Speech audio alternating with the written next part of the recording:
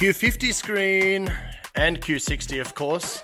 Q50 2013 to 2020 models, Q60 2016 to 2020 models. 13.6 inch screen, 8 gigabytes of RAM, 128 gigabytes of storage, Qualcomm Processor, Android 11 based software, supporting wireless Apple CarPlay and wireless Android Auto. I'm going to show you around the screen how to install it. Let's go ahead and get started. And here it is, Infiniti Q50 Q60. Going to go ahead and remove the dashboard. We'll show you how to remove the trims, and then we'll show you how to install the Nifty City Tesla-Style Screen, which is also known as the AuCar MK6 or Mark 6 model. Let's go ahead and get this installed.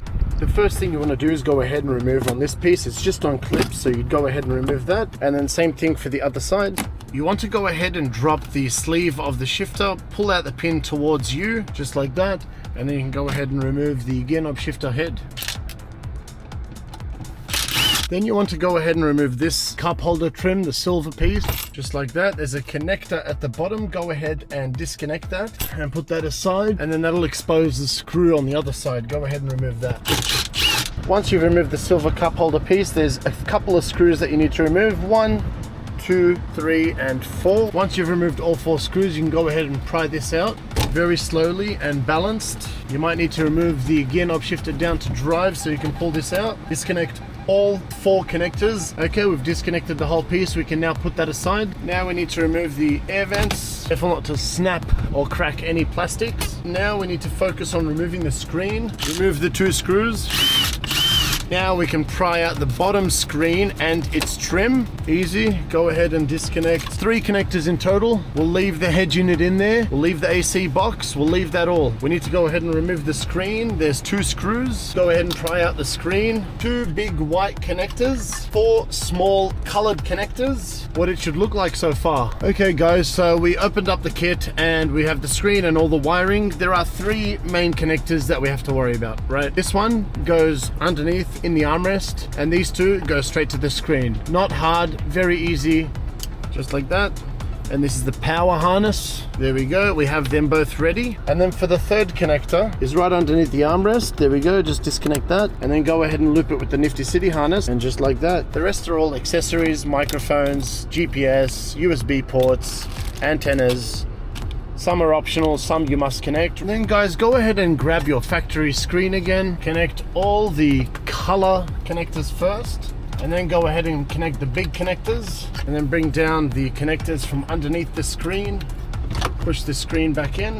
And then we have the Nifty City connectors that we need for the video and the power of the screen. And then you can go ahead and grab the screen, connect all the necessary connectors. They only fit in one spot, guys. Factory reverse camera just there. And then yeah, once you're happy with everything and you've tested everything, you can go ahead and start connecting all the accessories. All you need to do is squeeze in the Tesla screen there. It's gonna make sure it's sitting flush up the top there. And then you can go ahead and put the 2 screws here.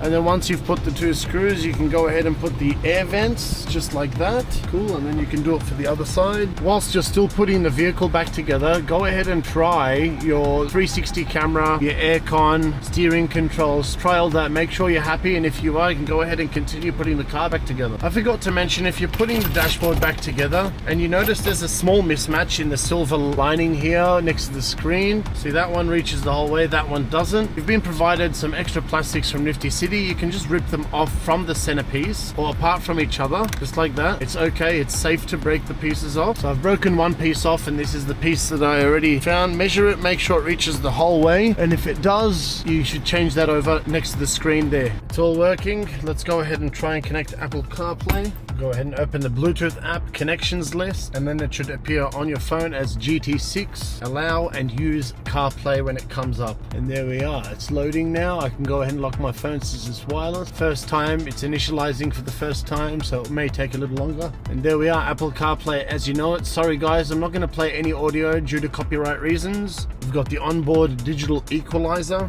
We've got the ambient light set, auxiliary. Let's try reverse camera. 360 camera should come up. There we are. The cam app is so the reverse camera comes up without needing to engage into reverse. Google Chrome, and a whole lot of other apps that you can download from the Play Store, Netflix, YouTube, SiriusXM, and other car settings. If you're still having issues, please contact Nifty City Technical Support. I hope my video was helpful today. If you need a screen like this for your Q50 or Q60, please go on over and head to www.niftycity.shop. It's not .com, it's .shop. You can go ahead and buy your screen there for your Q50 or Q60. If it's not for the Q50 or Q60, we do have Tesla-style screens for many other vehicles, makes and models and years.